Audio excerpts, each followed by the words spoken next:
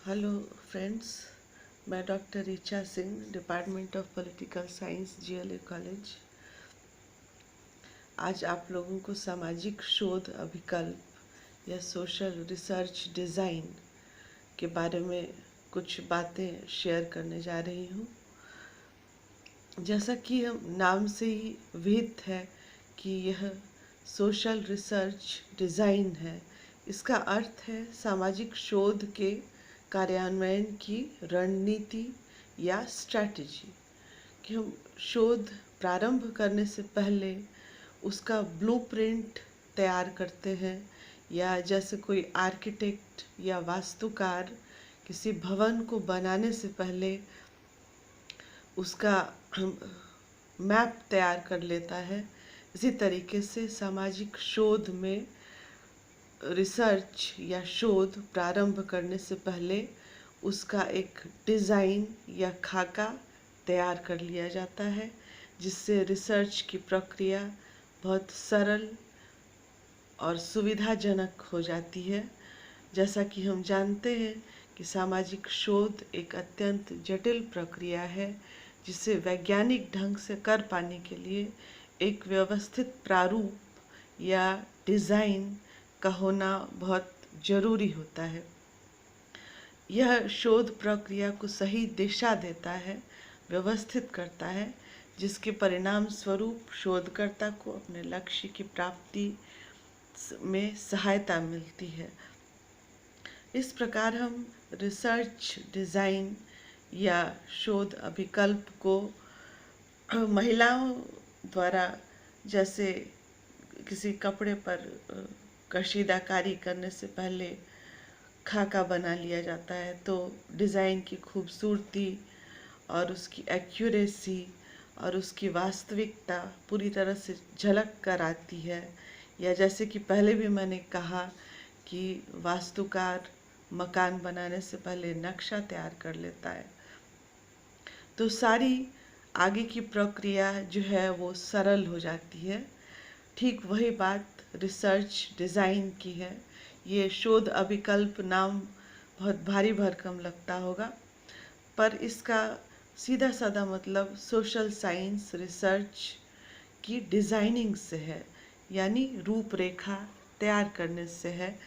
इसके संबंध में 4-5 विचारकों की परिभाषाएं बहुत महत्वपूर्ण हैं, जिनमें से कर्लिंगर, पीवी यंग, मेनहेम आदि की परिभाषाएं हैं। जिसमें जैसे कर्लिंगर के अनुसार शोध अभिकल्प अनुसंधान की एक योजना, संरचना तथा रणनीति है, जिसका उपयोग शोध से संबद्ध प्रश्नों के उत्तर प्राप्त करने एवं विवाद पर नियंत्रण रखने के लिए किया जाता है। मिसेस पीवी यंग कहती हैं कि एक शोध अभिकल्प शोध का तार्किक तथा व्यवस्थित आयोजन तथा निर्देशन है। इस प्रकार हम समझते हैं कि शोध अभिकल्प सीमित साधनों तथा निर्धारित समय के भीतर शोध कार्य को पूरा करने में मदद करता है। शोध अभिकल्प या रिसर्च डिज़ाइन के विभिन्न चरण होते हैं, जो चरणबद्ध होकर इसकी डिज़ाइनिंग की जाती है, तब यह अपना परफेक्ट रूप लेता है। जिसका सबसे पहला चरण है अध्ययन का विषय या समस्या का चयन। अध्ययन का विषय अर्थात जिस भी विषय पर हम शोध करना चाहते हैं, वो हमारे समक्ष समस्या है जिसका हमें हल खोजना है। और यह हल हम कैसे खोजेंगे? अपनी शोध प्रक्रिया के माध्यम से खोजेंगे। अतः जो भी विषय ले रहे हैं उसका चयन हमें बहुत सावधानीपूर्वक करना पड़ेगा। उसके उपरांत हमें दूसरा चरण है जो बहुत सावधानीपूर्वक करना है, वो है साहित्य समीक्षा या रिव्यू ऑफ लिटरेचर। साहित्य का मतलब यहाँ कविता, कहानी आदि नहीं है, बल्कि विषय से संबंधित पाठ्य सामग्री जो पहले से उपलब्ध है, किताबें, जर्नल और दूसरे जितने भी स्रोत, इंटरनेट स्रोत आजकल सबसे आसानी से उपलब्ध हैं, उनकी समीक्षा की जानी चाहिए। अर्थात पहले से आपने जो भी विषय लिया है या जो भी आपकी अध्ययन समस्या है, उससे संबंधित कितनी सामग्री पहले से उपलब्ध है और उसके कौन कौन से पहलुओं पर पहले से काम हो चुका है, इसकी जानकारी आपको होनी चाहिए। तभी आप जिस पहलू पर काम नहीं हुआ है उसे उजागर कर पाएंगे और लोगों के सामने शोध का कोई नया आयाम रख पाएंगे। अन्यथा आप एक घिसा पिटा रिसर्च वर्क या शोध प्रस्तुत करते हैं तो वो कूड़ेदान में डालने लायक ही चीज़ बन जाती है। इसलिए साहित्य की समीक्षा करके हमें यह जान लेना चाहिए कि हमें अपने शोध में किस किस पहलुओं पर ज़्यादा ध्यान देना चाहिए। अब रिसर्च डिज़ाइनिंग या शोध विकल्प का तीसरा चरण है अवधारणाओं का स्पष्टीकरण। अवधारणाओं का स्पष्टीकरण अर्थात जो भी कॉन्सेप्ट्स हमारे शोध से संबंधित हैं उन्हें हमें स्पष्ट रूप से वर्णित कर देना चाहिए 2-3 पृष्ठों में।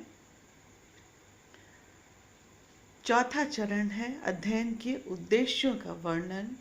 हमने जो भी विषय लिया है या जो भी शोध समस्या अपने समक्ष रखी है जिस पर हम शोध कार्य को आगे बढ़ाएंगे, उसके उद्देश्यों का वर्णन हमें 2-3 पृष्ठों में अवश्य करना चाहिए।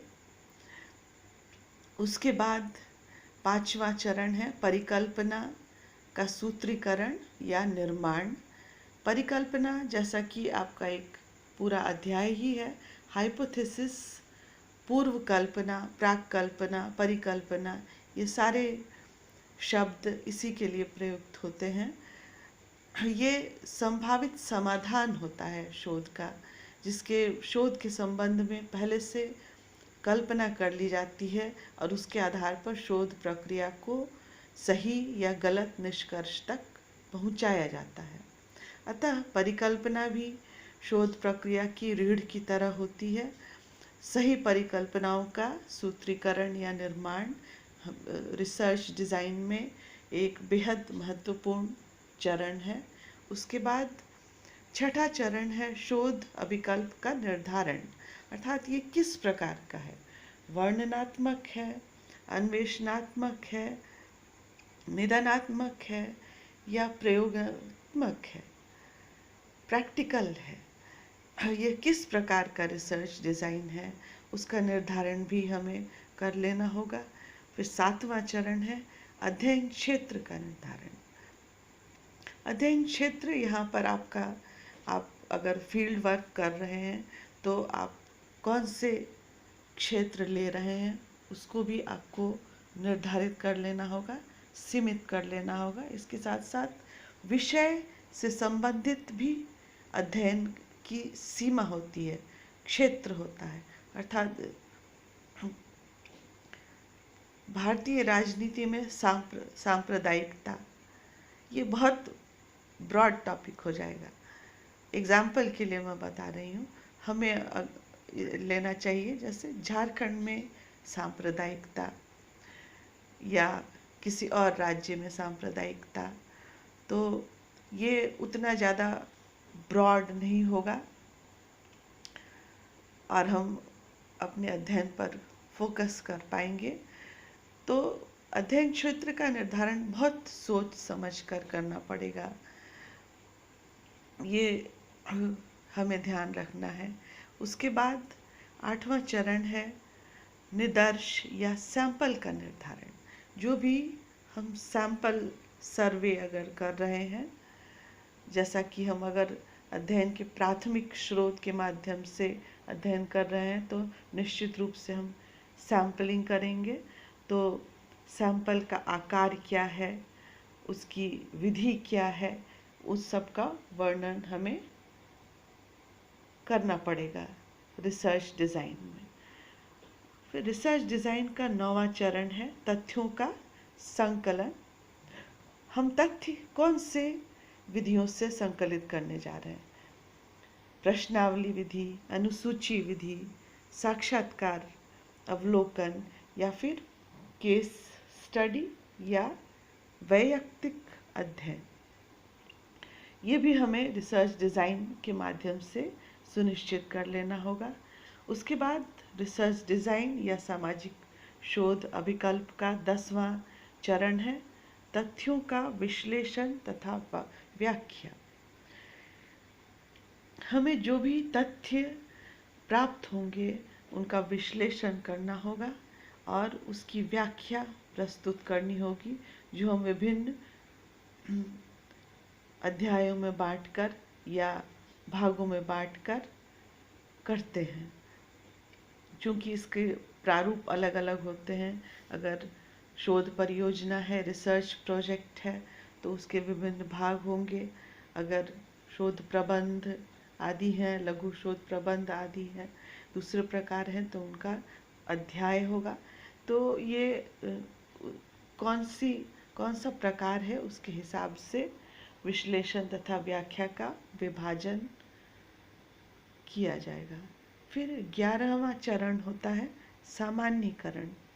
हमने जो भी तथ्य पाए और उनके विश्लेषण तथा व्याख्या की, उनका हमें जनरलाइजेशन, सामान्यीकरण प्रस्तुत करना होगा। क्योंकि जो भी शोध कार्य हम कर रहे हैं वो हवा में नहीं कर रहे हैं, हम सामाजिक शोध प्रस्तुत कर रहे हैं और हमारे शोध की सामाजिक रूप से प्रासंगिकता होनी चाहिए।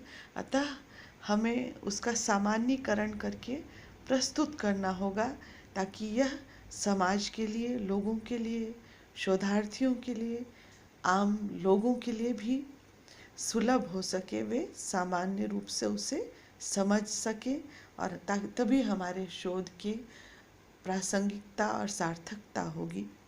और 12वां और अंतिम चरण है शोध प्रतिवेदन, प्रबंध आदि तैयार करना। अंतिम चरण के रूप में हम रिसर्च रिपोर्ट या प्रबंध आदि तैयार करके जो भी संस्था आदि है वहाँ प्रस्तुत करेंगे। इस प्रकार सामाजिक शोध अभिकल्प या रिसर्च डिज़ाइन अध्याय समाप्त।